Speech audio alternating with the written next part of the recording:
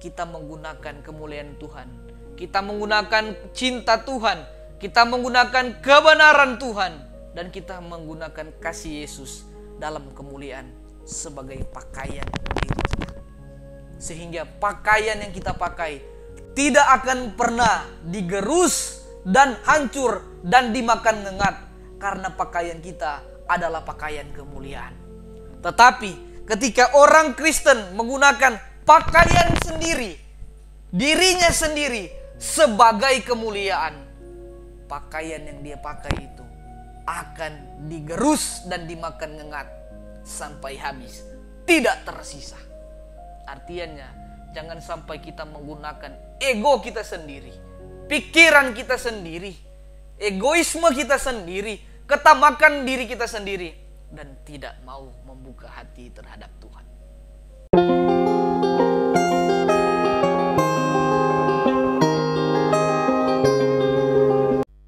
Shalom, Bapak Ibu, saudara-saudari sekalian, kembali lagi bersama dengan saya, Valdo Fredenuruntu. Pada kesempatan yang baik ini, saya kembali lagi ingin berbagi bersama-sama dengan kita semua tentang bagian dari isi firman Tuhan yang terdapat dalam Yesaya 50 ayatnya yang keempat sampai ayatnya yang ke-11. Tetapi itu, sebelum kita belajar dan membaca firman Tuhan ini, kita pertama-tama memohon pertolongan daripada Tuhan. Kita berdoa.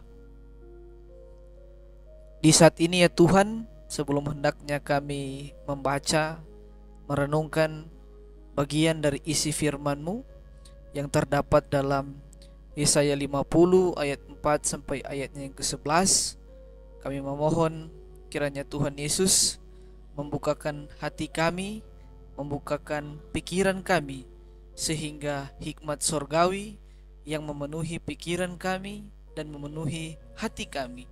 Dan oleh karena itu kami dapat mengerti dan memahami sebagian dari isi firman-Mu yang akan membawa terang dan menjadi penuntun dalam kehidupan kami di dunia ini.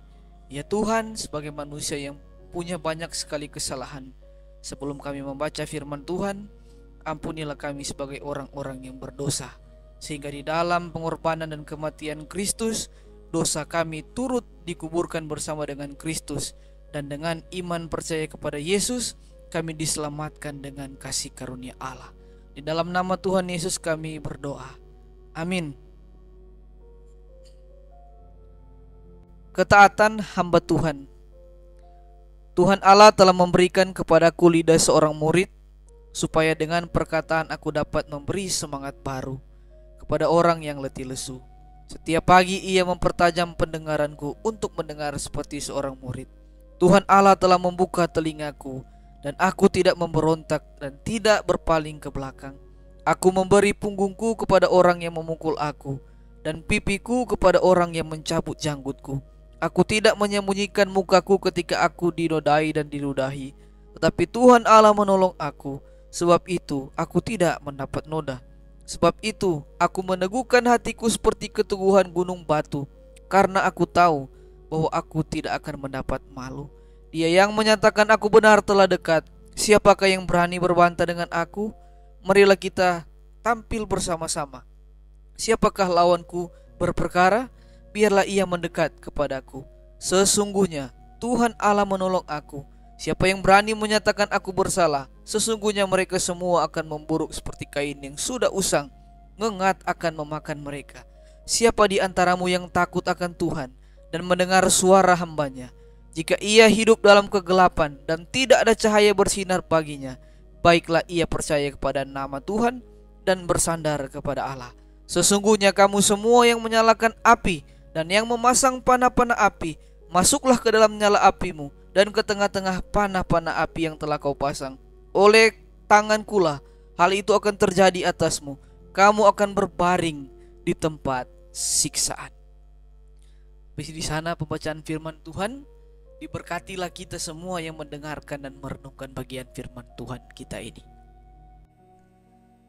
Pembacaan kita dalam Yesaya 50 ini termasuk dalam Deutero Yesaya. Kenapa disebut Deutero Yesaya? Karena pasal 50 ini adalah bagian dari tulisan-tulisan Yesaya setelah bangsa Israel ada dalam pembuangan di Babel. Yang menjadi latar belakang khusus kita secara singkat untuk mengantar kita pada pembacaan kita yang dimulai ayat 4. Kita harus terlebih dahulu tahu apa yang menyebabkan bangsa pilihan Tuhan ini sampai dibuang ke Babel. Dosa apa yang mereka lakukan secara khusus pada pasal 50 ini.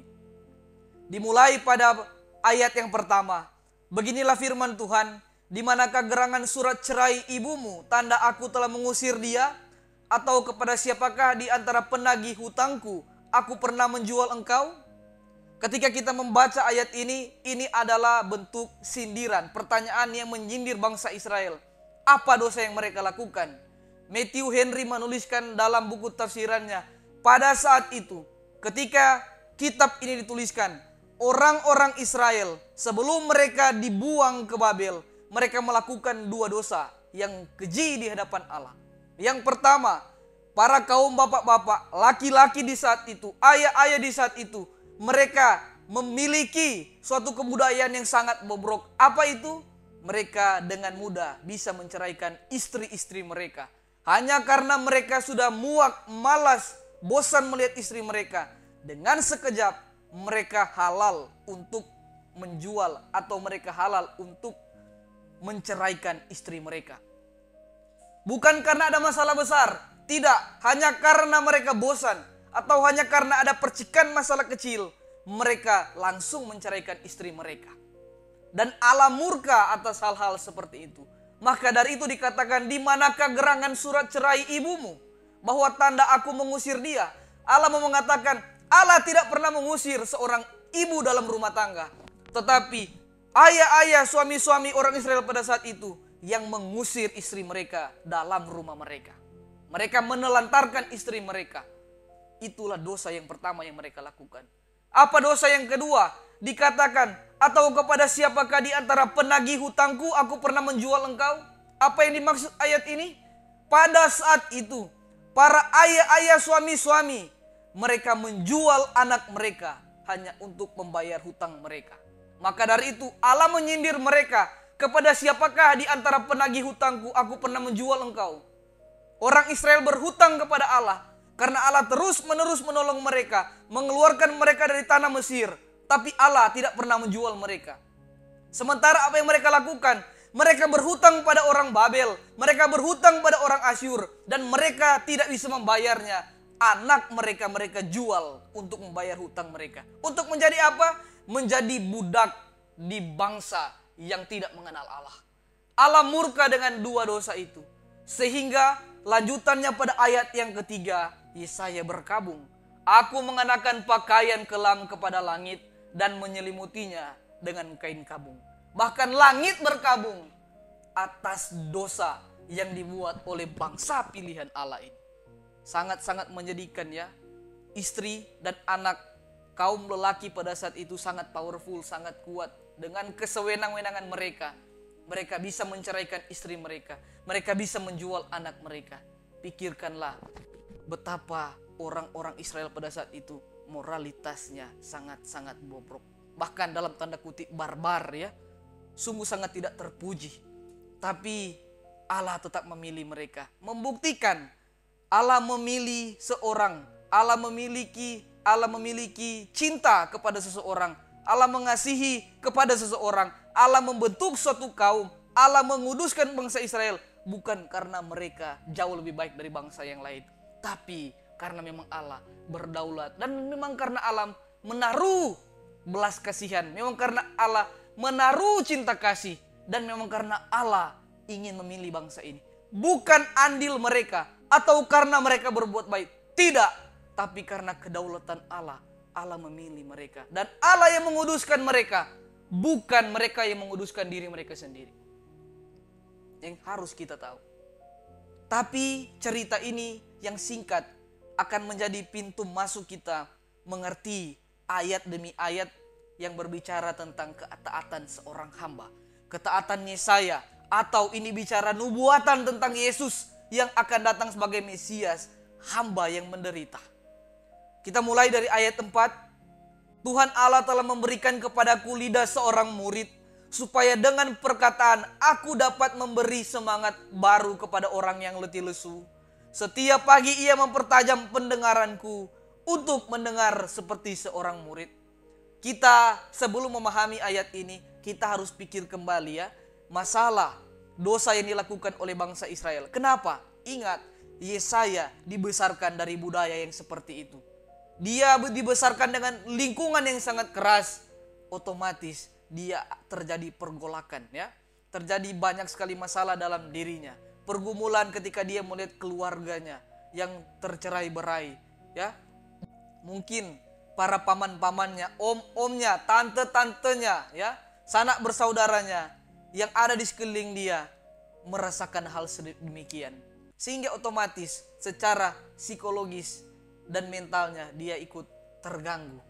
Itu menjadi pintu masuk melihat bahwa ketika Tuhan memanggil Yesaya, Yesaya ini sudah menerima banyak sekali pelajaran kehidupan.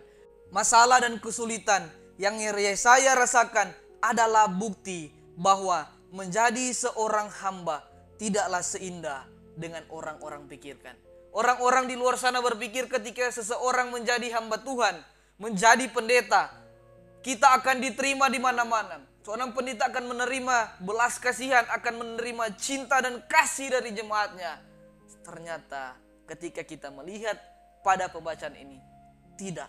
Justru hamba-hamba Tuhan yang benar, yang dengan lantang menyampaikan firman Tuhan, mereka seringkali ditolak. Mereka seringkali tidak diterima. Karena mereka dengan berterus terang menyampaikan firman yang seringkali menyindir orang-orang, jemaat-jemaat Tuhan yang hadir dalam peribadatan. Bukan maksud mereka ingin menyindir jemaat, tidak. Tapi maksud mereka, motivasi mereka menyampaikan firman. Karena firman tidak hanya bicara menyenangkan telinga jemaat, tapi firman sifatnya mengubahkan kehidupan jemaat yang dari dulunya ada dalam dosa, mencari kemuliaan di dalam Yesus. Ya, jadi sebagai hamba Tuhan kita harus siap menanggung pergumulan, masalah, penolakan. Karena memang dalam ayat ini pula kita sudah melihat Yesaya pun merasakannya. Ya. Tapi ketika kita bicara penderitaan seorang hamba Tuhan, bagaimana kita bicara tentang kesalehan seorang hamba Tuhan, ketika kita bicara tentang ketaatan seorang hamba Tuhan, kita pun harus tahu siapa sih hamba Tuhan itu. Apakah hamba Tuhan hanya bicara pendeta, bicara penatua, diaken, siamas, atau bicara gembala dan lain-lain? Atau hamba Tuhan bicara hanya jabatan-jabatan di pemerintah, karena pemerintah juga merupakan hamba Allah? Apakah jabatan itu yang bisa kita klasifikasikan bahwa inilah hamba Tuhan? Ternyata tidak. Sangat jelas dalam 1 Petrus 2 ayat 9 berkata, tetapi kamulah bangsa yang terpilih, imamat yang rajani, bangsa yang kudus, umat kepunyaan Allah sendiri, supaya kamu memberitakan perbuatan-perbuatan yang besar dari Dia yang telah memanggil engkau keluar dari kegelapan kepada terangnya yang ajaib. Kamu yang dahulu bukan umat Tuhan, tetapi sekarang telah menjadi umatnya. Yang dahulu tidak dikasihi, tetapi yang sekarang telah beroleh belas kasihan. Apa yang mau katakan di ayat ini? Hamba Tuhan tidak hanya bicara dia seorang pendeta, dia seorang penatua, seorang diaken, seorang siamas, atau apapun jabatannya dalam gereja. Tidak, hamba Tuhan adalah mereka yang mengaku Yesus Kristus Tuhan dan Juru Selamat dan memberi dirinya dibaptis. Merekalah hamba-hamba Tuhan. Merekalah murid dari Yesus Kristus. Jadi, tugas tanggung jawab, jadi penderitaan yang dirasakan dan ketaatan Yesaya adalah juga hal yang sama yang harus kita emban. Bagaimana Yesaya menderita, bagaimana Yesaya merasakan siksa, hamba Tuhan, orang percaya akan merasakannya juga di bumi ini. Tidak ada orang yang tidak merasakan pergumulan. Pasti ada pergumulan dalam hidupnya. Mau setinggi apapun ekonominya, tetap masih ada pergumulan ketika kita masih ada di dunia. Itu tanda pertama kita masih merasakan derita di dunia ini. Tapi ketika kita bicara semua hamba Tuhan, semua murid-murid Tuhan Yesus ialah orang yang percaya kepada Dia dan memberi diri dibaptis, kita harus berpikir ada konsekuensi di dalamnya. Apa? Ingat, murid ini bicara tentang kelas dan pelajaran hidup. Di satu kelas ada murid yang baik, ada murid yang tidak baik. Artinya apa? Tidak semua orang percaya kepada Yesus adalah murid yang baik. Orang yang percaya kepada Yesus Kristus Tuhan, tidak semuanya benar-benar menyembah Yesus. Tidak semuanya melakukan hukum dan ketetapan yang Yesus bawa di dunia ini. Ingat, tidak semua murid baik. Apa contohnya? 12 rasul yang Yesus muridkan sendiri, yang satu berkhianat. Hal yang sama terjadi di dunia ini. Tidak semua orang yang datang ke gereja, yang rajin beribadah, bahkan menjadi hamba Tuhan, menjadi pelayan di gereja, ternyata tidak semua pun benar-benar melayani Tuhan. Ya, Yudas yang kesehariannya hidup bersama Yesus, makan dan minum, tidur dengan Tuhan Yesus, tapi dia masih bisa berkhianat. Apakah kita yang sudah tidak hidup sejaman dengan Tuhan Yesus tidak bisa berkhianat? Tidak ada jaminan. Bahkan kita bisa lebih brutal dari Yudas. Menjadi catatan bagi kita hamba-hamba Tuhan, orang-orang percaya, kita harus setia, harus peka mengikuti kehendak Tuhan agar kita tidak terperosok seperti Yudas dalam kita berbicara kaitannya sebagai hamba Tuhan, yaitu orang percaya. Itu yang hendak menjadi koreksi bagi kita. Karena apa? Ingat peristiwa baru-baru ini, ketika salah satu jenderal polisi FS dia membunuh anak buahnya sendiri. Ini menjadi viral di Indonesia, dan ini adalah pukulan berat bagi kekristenan. Karena apa? Yang membunuh adalah orang Kristen, dan yang dibunuh adalah orang Kristen. Itu tandanya apa? Terjadilah pengkhianatan di dalam orang percaya. Yudas yang pernah mengkhianati Yesus, Yudas yang pernah menjual Yesus, sekarang kita orang-orang percaya di dunia menjual nama agama kita, menjual Tuhan kita dengan perilaku kita. Ingat, kita dikatakan adalah anak-anak terang. Semua orang percaya adalah anak-anak terang. Otomatis apa? Terang yang Yesus bawa dipantulkan dalam kehidupan kita. Kita menjadi cermin. Orang melihat sampai di mana moralitas, etika kehidupan kita. Disitulah terpampang Allah kita. Ketika kita tidak mampu menunjukkan dan ketika kita tidak mampu menonjolkan karakter, kasih, kebenaran Kristus, kita hanya menjadi orang-orang yang merusak pelayanan Kristus di muka bumi ini. Itu yang terjadi dalam realita dunia sekarang. Maka dari itu, kita harus belajar dari Yesaya. Ketika dia sudah melewati banyak masalah, banyak tantangan, barulah Allah memanggil dia. Karena dia sudah matang. Ya, belum setengah matang. Memang sudah matang, baru Allah gunakan dia dalam pelayanan.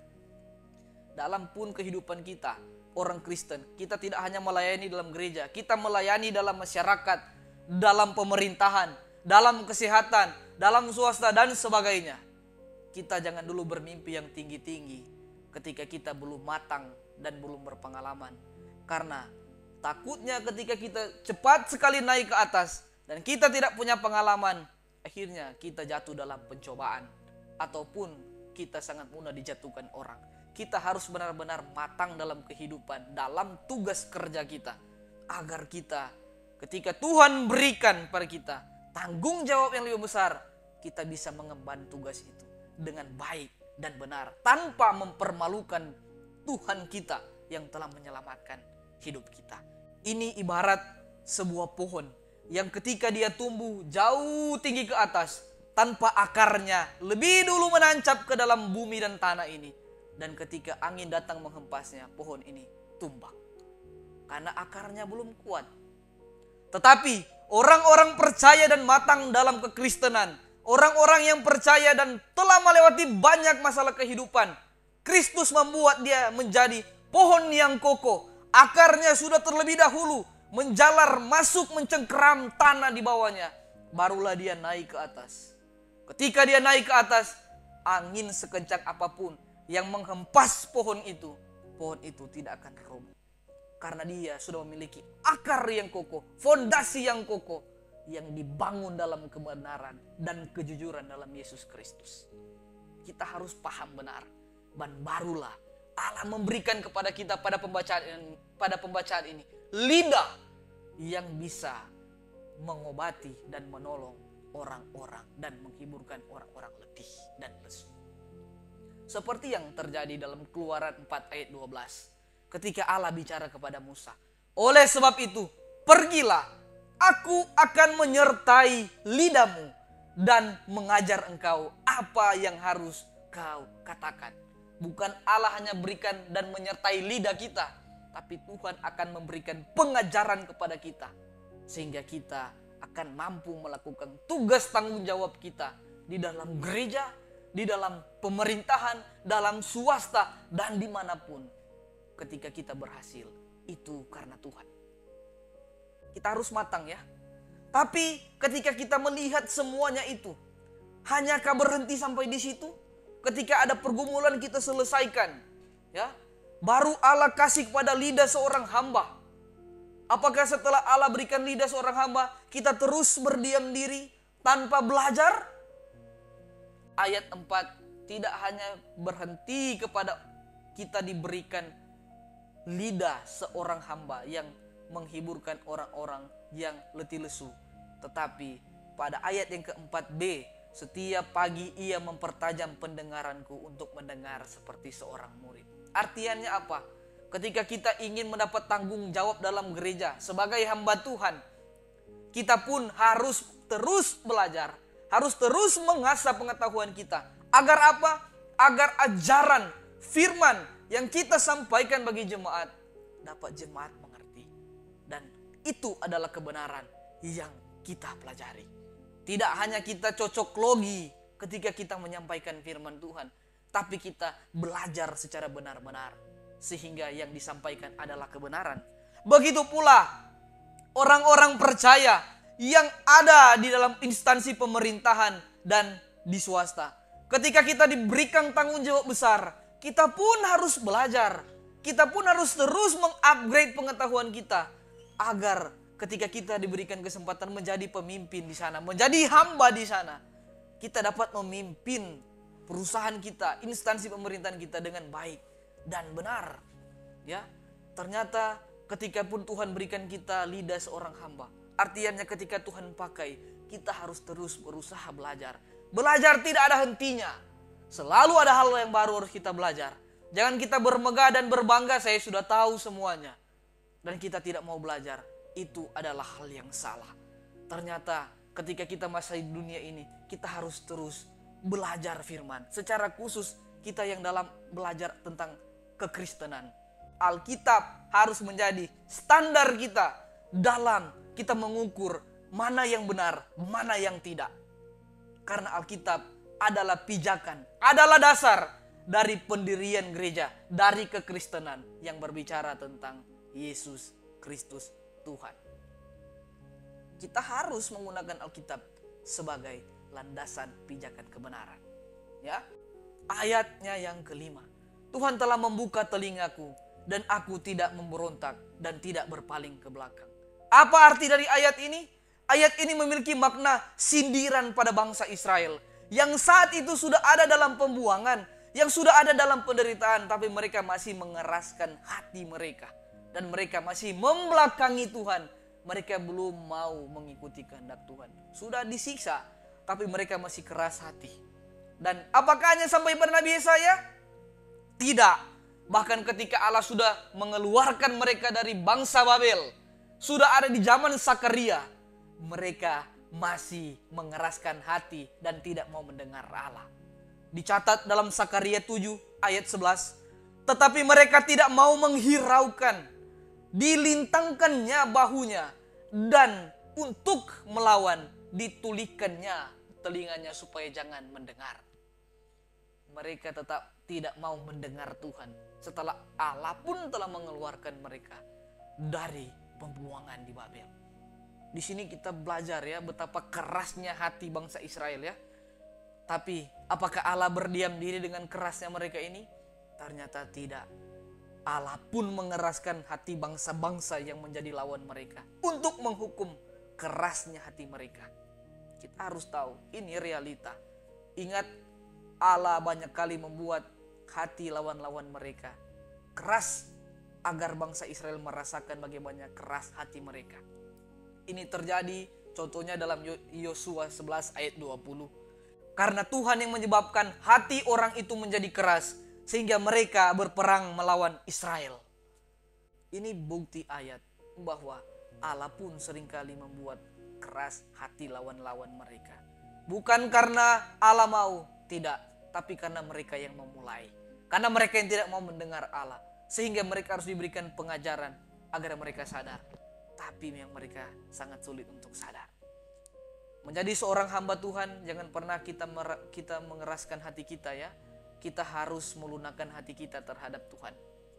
Jangan pernah kita mengeraskan hati sebagaimana orang Israel. Kita belajar dari orang Israel. Ternyata Allah tidak suka dengan orang-orang yang mengeraskan hatinya dan tidak mau mendengar pendapat orang yang tidak mau belajar firman, hanya maunya menang sendiri, benar sendiri, dan tidak mau mempertimbangkan pendapat orang lain.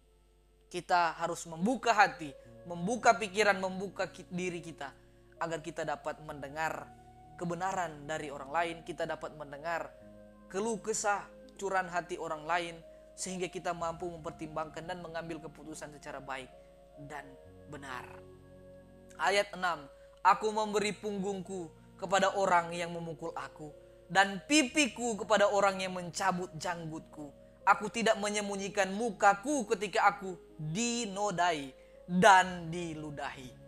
Ayat ini sangat erat bicaranya tentang Yesus Kristus. Bagaimana Yesus Kristus tidak melawan. Dia memberikan punggungnya dicambuk.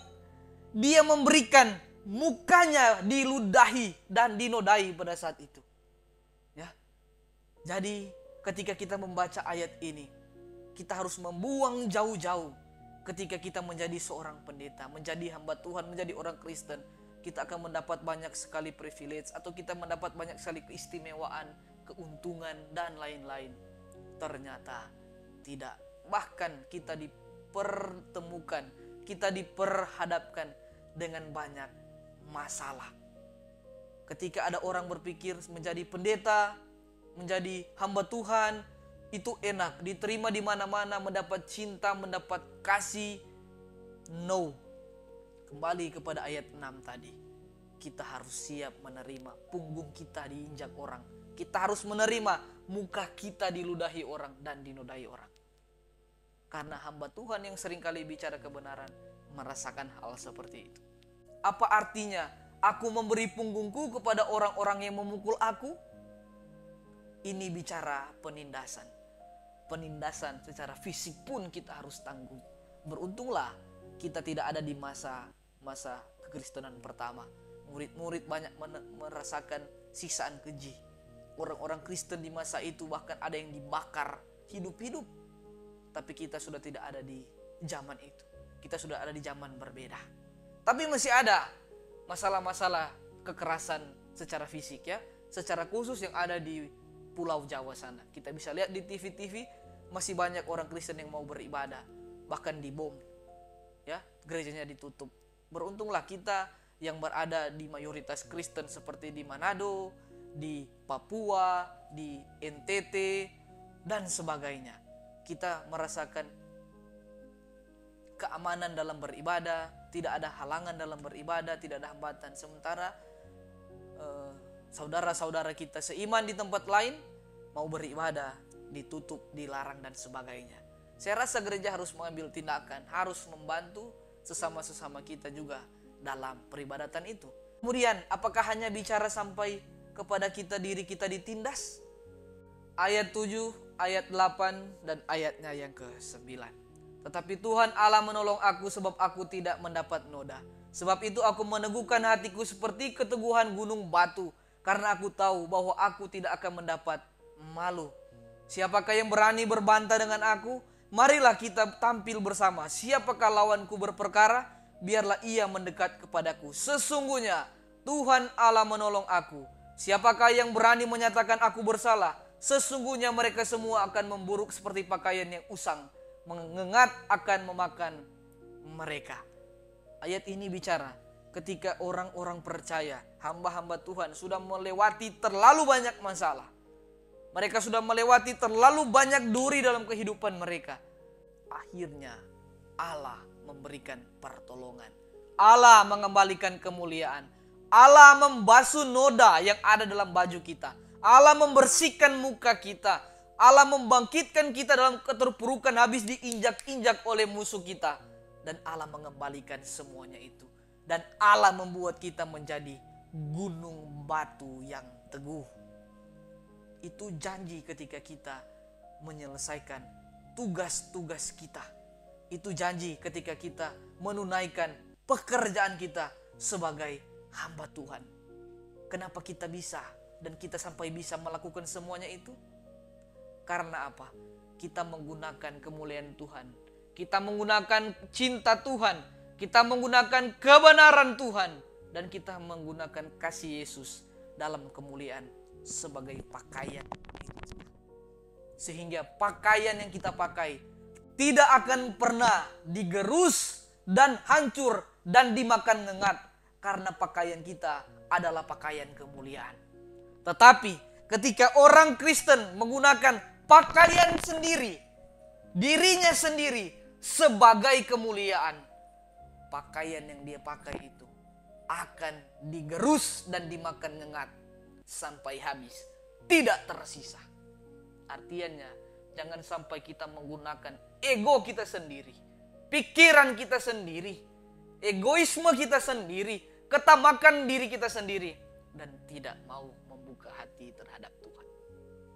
Artinya dalam pelayanan kita memenggahkan diri, mencuri kemuliaan Tuhan.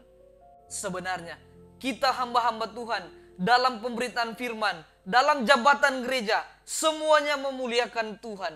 Tapi terlalu banyak orang di dalam gereja, dalam pemerintahan, meninggikan diri mereka sendiri, bukan meninggikan Tuhan dalam pekerjaannya. Menjadi catatan, ingat sifat seperti itu ibarat kita menggunakan baju kita, kekuatan kita sendiri, menjadi kemuliaan. Hal-hal yang seperti itu akan digerus dan dimakan oleh ngengat sampai habis baju kita itu. Tetapi jika kita menggunakan kemuliaan Yesus yang menjadi pakaian kita sehari-hari, kemuliaan itu, pakaian kita, baju kita tidak akan pernah dimakan ngengat dan digerus oleh zaman. Ayat yang ke-10, siapa di antaramu yang takut akan Tuhan dan mendengar suara hambanya? Jika ia hidup dalam kegelapan dan tidak ada cahaya bersinar baginya, baiklah ia percaya kepada nama Tuhan dan bersandar kepada Allah. Ayat ini mau mengatakan kita orang-orang percaya, orang-orang yang percaya Yesus Kristus adalah Tuhan, harus menyandarkan diri kita, sukacita kita, duka cita kita, masalah kita, pergumulan kita hanya kepada Yesus sebagai satu-satunya sumber pertolongan. Tidak ada di tempat lain. Tapi masalahnya orang Kristen ketika menemui banyak sekali masalah, tantangan, hambatan, mereka banyak mencari manusia sebagai sumber pertolongan, tidak lagi kepada Tuhan. Karena takut jabatan mereka hilang, karena takut pekerjaan mereka hilang, karena takut tidak dapat apa-apa. Itu semua bicara tentang ketakutan, kekhawatiran yang ada dalam diri kita orang-orang percaya. Sebagai manusia biasa, otomatis ketika kita mendapati suatu pertimbangan, tekanan hidup, banyak sekali suara yang datang dari luar sana yang menggambarkan suara iblis agar kita menggantungkan diri kita kepada dunia ini, kepada sesama manusia. Dan akhirnya kita jatuh dan mengikuti jalan itu. Jalan-jalan seperti itu jalan-jalan yang tidak kekal. Karena mereka pikir bahwa Tuhan akan berkompromi dengan mereka-mereka yang seperti itu. Tidak, saya katakan. Karena apa? Yesus Kristus telah memberikan contoh. Kalian pikir kekhawatiran yang kayak kalian rasakan lebih besar dari kekhawatiran yang Yesus rasakan? Tidak. Kalian pikir ketakutan yang kalian rasakan lebih besar dari ketakutan yang Yesus rasakan? Tidak. Ingat ketika Yesus berada di Taman Getsemani. Apa yang Yesus lakukan ketika sebelum dia hendak ditangkap oleh orang Israel dan kerajaan Roma? Yesus Kristus berdoa 3 kali dalam satu malam karena dia gemetar.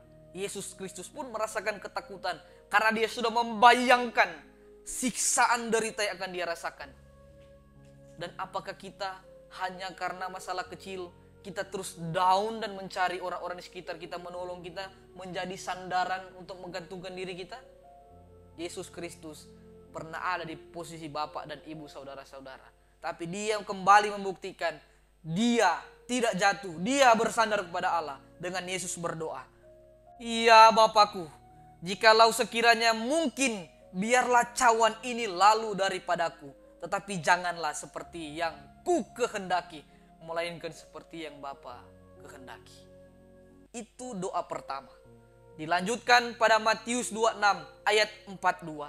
Lalu ia pergi untuk kedua kalinya dan berdoa. Katanya, ya Bapakku, jikalau cawan ini tidak mungkin lalu, kecuali apabila aku meminumnya, jadilah kehendak. Doa yang kedua kali, doa yang sama. Doa yang ketiga kali dalam ayat 44, kita membiarkan mereka di situ lalu pergi dan berdoa untuk yang ketiga kalinya dan mengucapkan doa yang itu juga. Yesus pernah merasakan ketakutan, kekhawatiran kita semua sebagai orang Kristen yang masih hidup dalam dunia ini. Tapi dia tetap setia kepada Bapaknya, kepada Allah di sorga, dan menggantungkan dirinya kepada Bapa di sorga. Tidak kepada orang Roma, tidak kepada murid-muridnya, tidak kepada orang Israel. Itulah Yesus Kristus Tuhan kita. Dan inilah contoh yang harus kita teladani. Ketika kita ada dalam masalah, lihatlah, pandanglah ke atas, memohonlah kepada Tuhan dan percayalah, Dia pasti sanggup.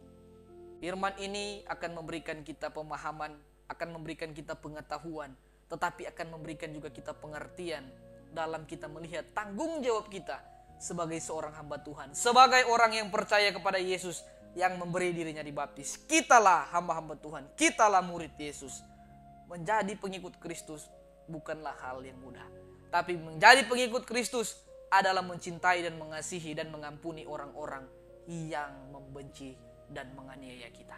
Dalam minggu sengsara ini, saya percaya kita akan terus dimampukan, kita akan terus dikuduskan oleh Bapa di sorga dalam anaknya Yesus Kristus lewat persekutuan dengan Roh Kudus. Kita akan merasakan suatu kekuatan, suatu urapan dalam Tuhan dalam kita memasuki hari Jumat Agung dan Paskah yang kita rayakan sebagai bentuk peringatan tentang penderitaan Yesus Kristus, Tuhan dan Juru Selamat. Tuhan Yesus memberkati kita semua. Shalom.